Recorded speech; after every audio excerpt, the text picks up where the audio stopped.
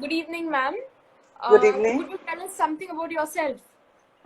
Yeah, I am Sridhanya Ramakrishnan, and I am from South India. I am from Tamil Nadu, and I am an entrepreneur.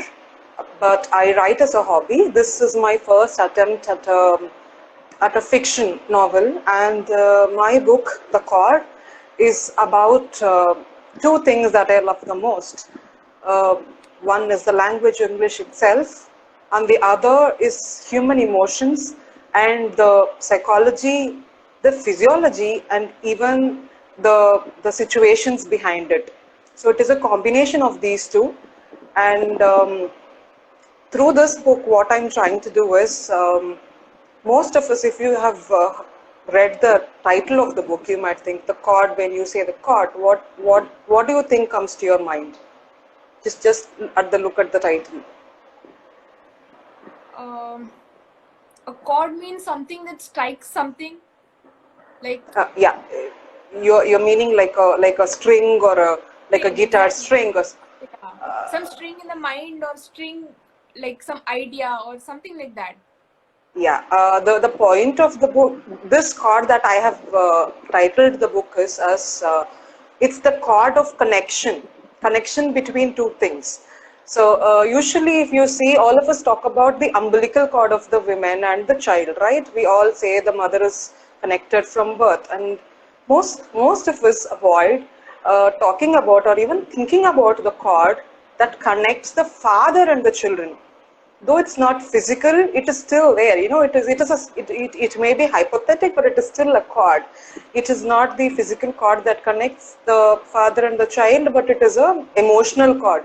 So this book is about the partition of India and Pakistan, and it is an allegory of, I am meaning to say India is almost like the father of Pakistan. How a father is connected to a child, Pakistan is connected to India, and right now with the times and how we have always been picturizing Pakistan and enigmatizing them, and we are victimizing ourselves for every fight that is happening in the border.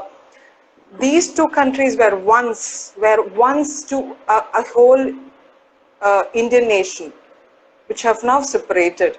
It's almost like the tussle between a father and his teenage son. The son will never look at his father as a hero like he used to, and the father will never look at his son the same way like he used to when he was a child. So that is how we are looking at Pakistan. That is how Pakistan is looking at us. But we were once together. And most of the stories written, there have been many stories which have been written in this time period. This historical fiction has been touched so many times by many authors, but mostly they talk about the pains of the war, the deaths in the war. There have been many more events which have happened in the background during this war. The war 1947 was not just wrought with blood. It was not just wrought with pain and cries. There were so many people who were happy for the independence, who were happy that two new nations were born out of the actual independence of India and Pakistan. And this story is trying to talk about those emotions, those background emotions which are beyond war, which are beyond partition, which are beyond the bloodshed that happened. And I am trying to bring in two characters who are separated in the war and go their separate ways, one to Pakistan and one is staying back in India. And the book revolves around what happens when they meet again a few years later. So it happens in this time period, and there is a lot of emotions behind it. There is a lot of content for family. There is a lot of content for teenage love. There is a lot of talk about the war. Though it is not shown explicitly as war. It is shown as a background. Yeah, that is the point of the book. And I am just yeah. No, you talk. You talk. And right now with NRC and India amending its Citizenship Act, all of us are very apprehensive about our religions. All of us are very, we are looking at each other with a lot of suspicion, and the Islamic community in the country is so scared. of if their citizenship will, be retained or will they be sent back, all that. So this book might be able to throw some light into that also, and it might be an answer to their questions in some point, maybe because there's a contemporary thread running through it. So yeah, that is the point. It is a combination. It's a non-linear combination of the actual war and the contemporary times. So is there something that you're currently working on? This book is almost done, and I am in the process of editing it. I am currently working on my second book, and yeah, that is also a fiction, but it is based out of a group of tribes who live in Andamans. So yeah, I'm in the process of research for it, and I have not started writing it as yet. I'm still researching.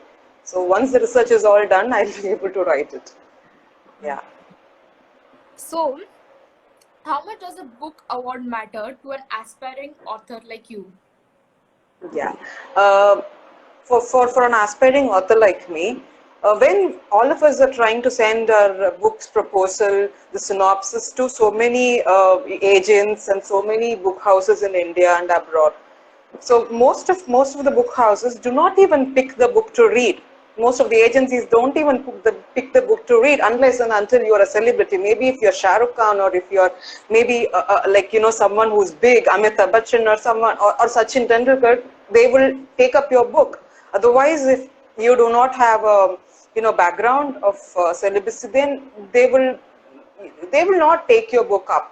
For that, for us to have some form of a credential, some form of a recognition, if we are given an award, and if someone has accredited our book to be something of value, and if this could be added to our proposal and synopsis, and I think that will give them more incentive to take up our book, and they might think, there is a possibility of this book selling, meaning people are interested in this book.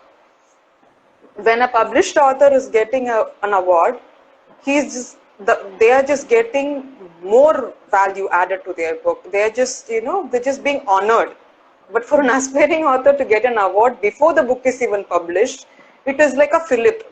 It is like a small step, so that the process of the actual publishing gets a little bit easier, and the promotion could have this as a parallel, so that it would help us for promoting the book and making us reach the readers better.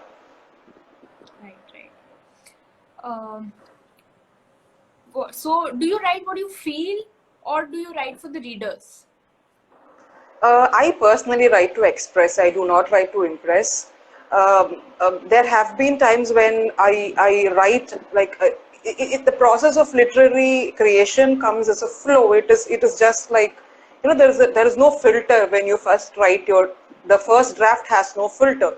But in the second draft, maybe while we are editing, the reader comes to mind. Only then we start thinking, am I giving too much in this chapter to the reader? Is the reader not going to be interested in the second chapter if I give so much here? Or if this event is necessary for the reader right now in this stage of the book? All that comes in only while I'm editing.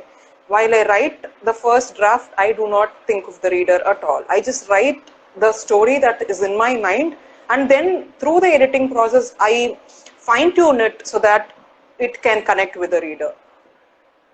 You're right. So where do you see yourself in the publishing industry in a couple of years from now? I would be very happy if both my books are published in the next 2 years. Like I said, the second book will be ready maybe by the end of December 2021, because I will have to go to the actual place and research it a little bit. I've been to Andaman, but I want to still go back there and learn more about the culture of the tribes. So if the Cord is published this year, like 2021, within the financial year of 2021, which is before March, it will be of so much help to me, because I would also be doing promotions and the other activities parallelly as I write my second book, and it will also be a boost, like an emotional and a mental boost for a writer when someone gives recognition for their book. Exactly. So thanks a lot for joining us, and all the Thank best you. for your future. And we look forward to seeing you and your book as a best-selling novel. Thank you. Thank you so much.